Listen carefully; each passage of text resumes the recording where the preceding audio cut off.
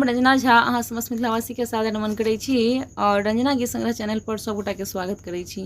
आइ एहि चैनल पर हम एकटा सुंदर छमासा गीत लऽ कऽ आयल छी। आशा करै छी अहाँ सबके गीत सुनय में नीक लागत। आउ सुनी सब गोटा एकटा सुंदर छमासा गीत।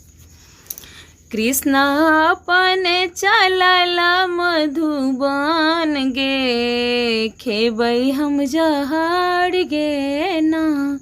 कृष्ण अपन चलल मधुबन गे, खेबै हम जहर गे ना।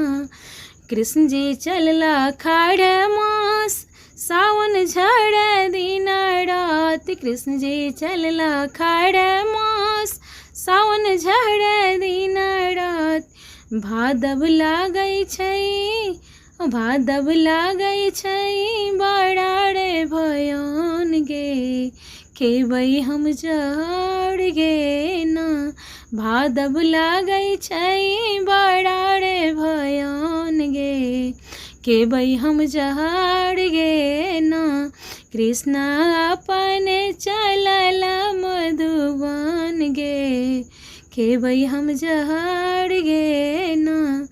आसिन आशा लगाओल, कार्तिक किछु ने सोहायल। आसिन आशा लगाओल, कार्तिक किछु ने सोहायल। अगहन रूसी हम, हाँ अगहन रूसी हम जाएब नैहर गे, खेबै हम जहर गे ना।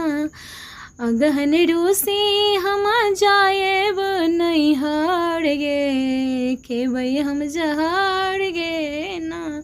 कृष्ण जी अपन चलल मधुबन गे, खेबै हम जहर गे ना।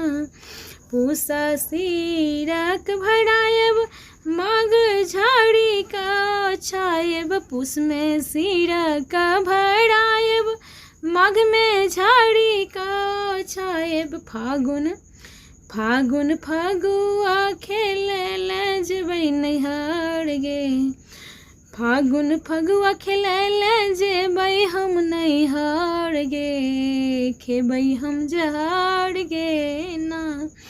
कृष्ण जी अपन चलल मधुबन गे, खेबै हम जहर गे ना।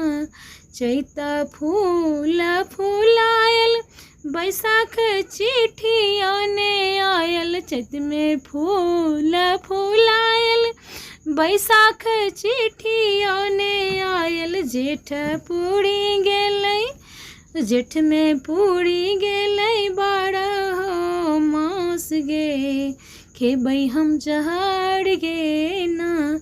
जेठ में पूरी गेलै 12 मास गे, खेबै हम जहर गे ना। कृष्ण जी अपन चलल मधुबन गे, खेबै हम जहर गे ना। गीत सुनबा में केहन लागल कमेंट करके बतायब।